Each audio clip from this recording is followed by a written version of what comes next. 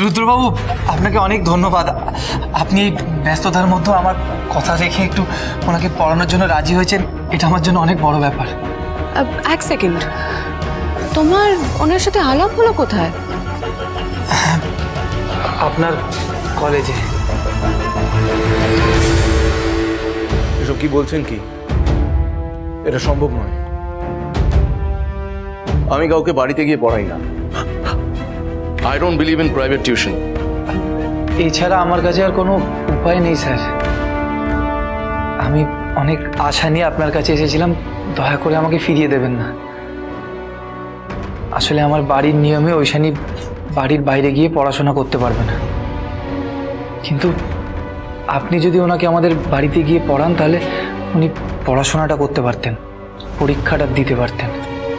দেখুন, আপনার বাড়ির লোক যা কনজারভেটিভ, তাতে কনসিকুয়েন্সেস ঠিক হবে তো? আগে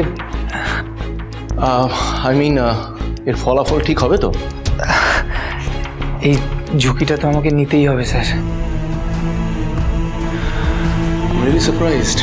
আপনার বাড়ির লোকের সমস্যার জন্য আপনার স্ত্রী কলেজে যেতে পারছে না, আর আপনি চান যে আপনার স্ত্রী যাতে পরীক্ষাটা দেয়, পড়াশোনা করে। তার জন্য আপনি আমার কাছে হেল্প চাইতে এসেছেন। Really really strange.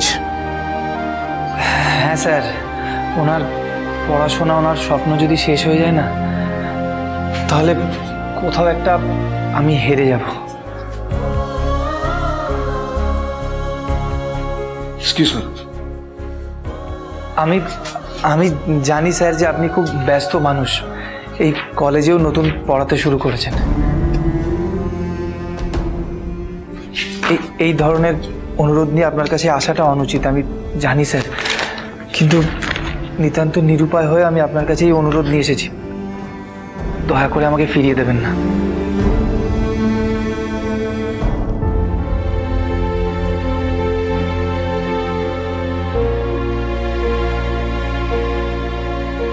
Put your hands down. ঠিক আছে, আমি আপনাকে হেল্প করব। Aishani is a bright student, এইটুকুর জন্য করা যেতেই পারে। ধন্যবাদ স্যার, আপনার যা লাগবে আমি সে।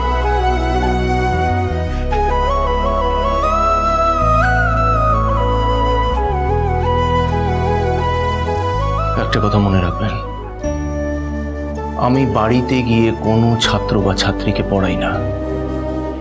Is that clear? তাই টিউশন ফিজের কথা আমাকে বলবেন না।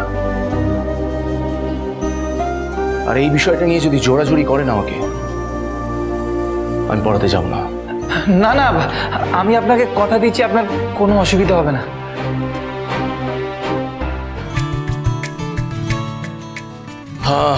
I must say, Aishani is a bright student.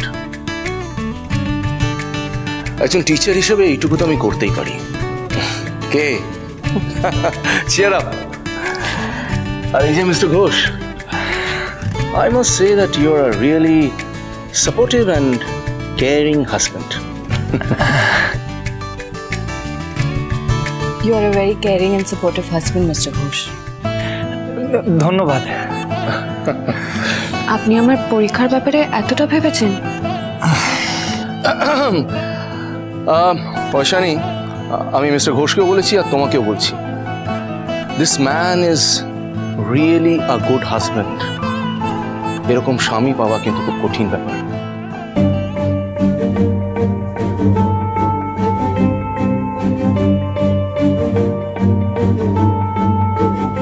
Aishani, এদিকে এসো। এই কতগুলো নোটস আছে, এই নোটসগুলো চোখ বুলিয়ে রেখো, ঠিক আছে? পরের দিন যেদিন আমি পড়াতে আসবো তোমার সুবিধা হবে। এই নাও। আর এই যে mister Ghosh,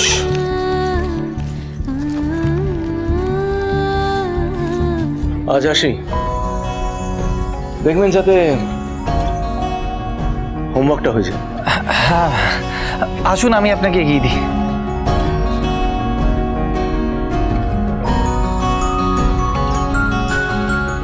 your countdown begins. All the best. চলুন। হ্যাঁ,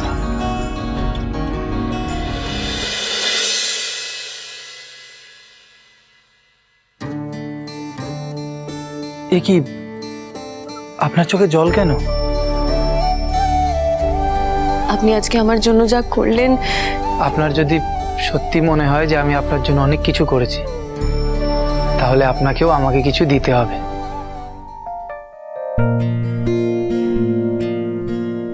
বলুন কি চান?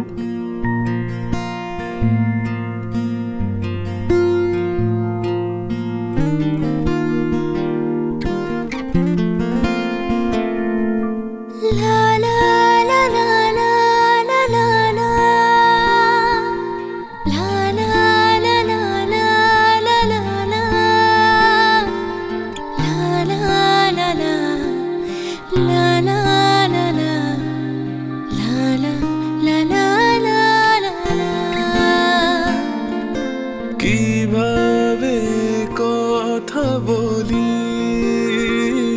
শুধু ভেবে ভেবে চলি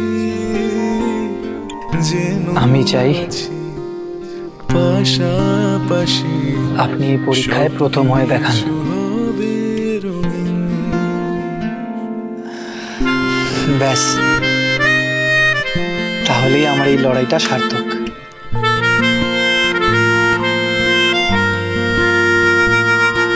মেজদা,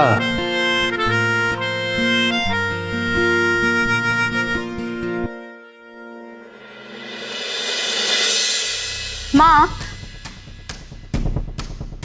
বাড়িতে একজন বেটা ছেলেকে এইভাবে পড়াতে আসার অনুমতি দিয়ে আপনি কিন্তু ঠিক করলেন না। এতে যে ভবিষ্যতে কি হবে আপনি বুঝতে পারছেন না।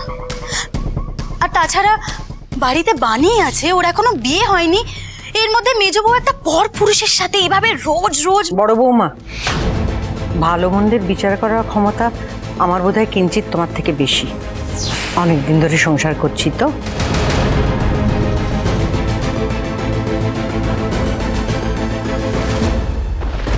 আজ আমার কথায় কান দিলেন না তো মা।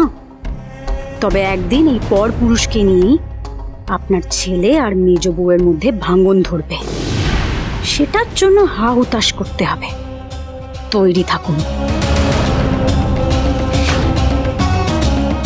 পারলেন না তো,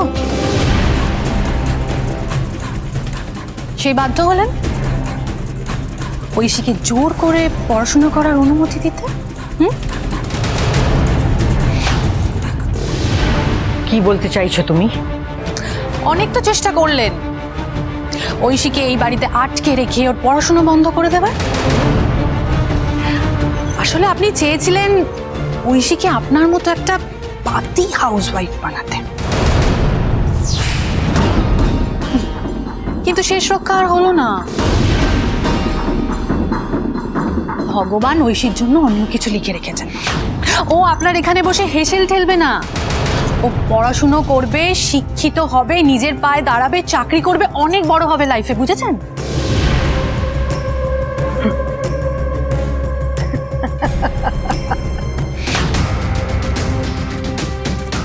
আমি কিন্তু আপনাকে হাসার মতো কিছু বলিনি। তুমি সত্যি খুব ছেলে মানুষ। হাসছি তোমার বোকামি দেখে, তোমার মানুষ চেনার ক্ষমতা দেখে। আপনি কিন্তু এবার আমাকে ইনসাল্ট করেন। অনেকক্ষণ ধরে অনেক কথা বলেছো, এবার আমি বলবো, তুমি শুনবে।